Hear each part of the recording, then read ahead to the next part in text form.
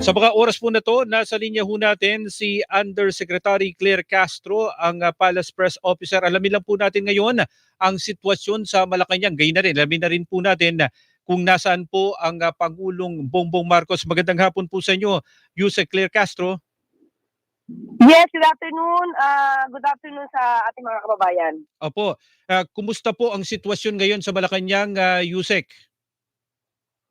Okay naman po so far kasi under control naman po ito at sa totoo lang po dito na naman po yata sa Mendiola nagkaroon ng ganitong klase ng paghahasik ng kaharasan. Mm-hmm. At hindi sila maituturing na lehitimo na relihista dahil iba yung kanilang tinutumbok. Mm-hmm. At ito naman po, sabi nga po ni Secretary John Vic, we still hold the line. At yung marami na pong naaresto, karamihan nga daw po ay kabataan. Mm-hmm. So, Yusek, no, nabanggit nyo na nga po itong mga naaresto, mga kabataan. Ngayon ho ba, may impormasyon na ba ang Malacanang kung anong grupo kabilang itong mga grupo na to na nagasik, sabi nyo nga, nagasik ng kaguluhan? Sa ngayon po ay iniimbestigahan pa po ito at kung ito'y karamihan sa kanila ay mga kabataan, dapat po pumasok ang DSWD dito, ang social worker, para malaman po natin kung ano po at saan sila talaga nanggagaling. Mm-hmm. Sa ngayon po, wala pa po tayong pinakakumpletong impormasyon dyan. Apo, ilan po sa impormasyon na hawak namin ay mula pa kaninang umaga nakamonitor po ang Pangulong Bongbong Marcos sa mga kaganapan, sa mga rally po sa Luneta, maging na rin po sa nagpapatuloy na rally sa may EDSA People Power Monument. Sa ngayon ho ba, nasaan po ang Pangulong Bongbong Marcos? Nasa Malacanang hubat nakamonitor pa rin sa sitwasyon? Nasa Manila po siya at tuloy-tuloy po ang pagmamonitor ng Pangulo. Mm-hmm.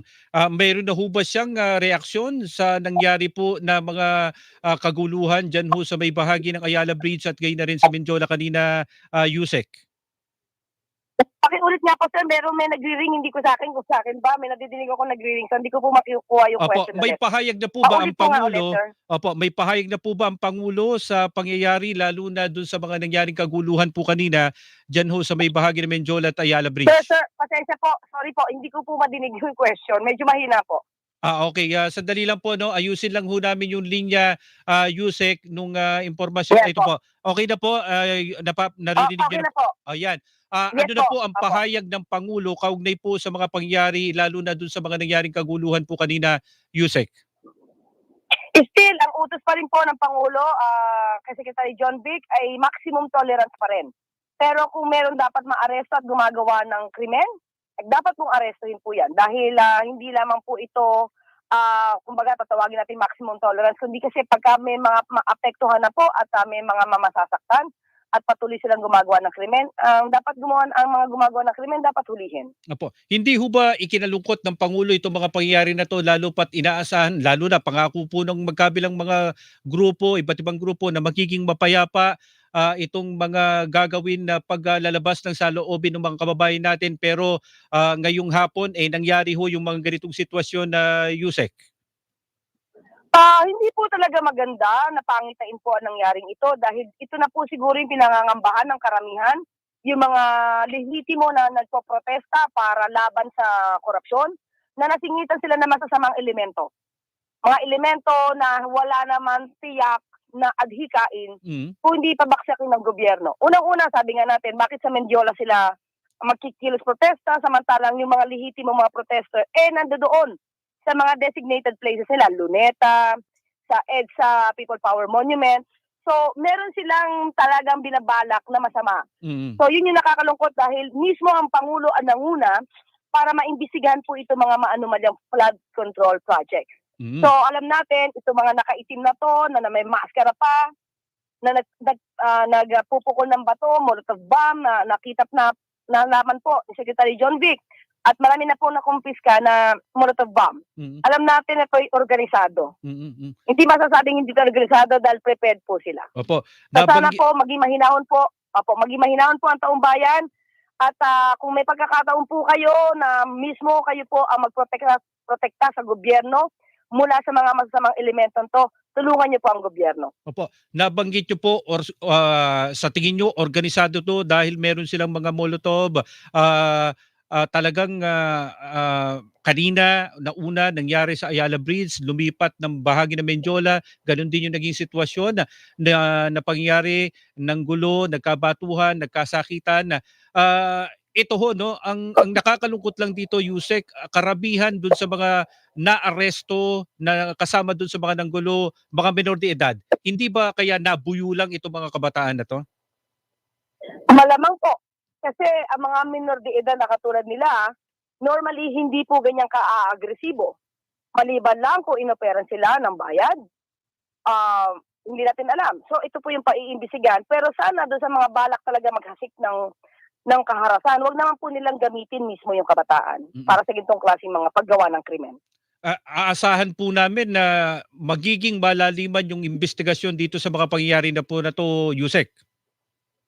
Dapat po at sabi nga po natin kahit minor de edad yan, meron pa rin po sila pananagutan at dapat pong makialam na rin po dito ang DSWD or social worker. Panghuli na lang po siguro, Yusek, panawagan po sa mga kababayan po natin na dito sa mga pangyayari na 'to, may dapat ba silang ikabahala, ikapangamba o ang lahat ng mga sitwasyon ngayon kontrolado po ng gobyerno? Sa kasalukuyan po, kontrolado po rin po ng gobyerno, ng ating mga kapulisan. At maging mapayapa po sana tayo. Hinayaan naman po tayo ng Pangulo at ng administrasyon na magsagawa ng itong klaseng gathering or pagtitipon-tipon para maisiwalat nila ang kanilang damdamin laban sa korupsyon. So wag sanang panghimasukan ito at maiwasan po sana ang mga masasamang elemento na maghasik ng kaharasan at hindi ito magiging maganda sa gobyerno po natin, pati na po sa ekonomiya. Yusek, maraming salamat po sa pagkakataon na makapanayan po namin kayo. Maraming salamat din po. Si Undersecretary Claire Castro, ang Palace Press Officer na ating pong nakapanayam. Super Radio DZBB Special Coverage.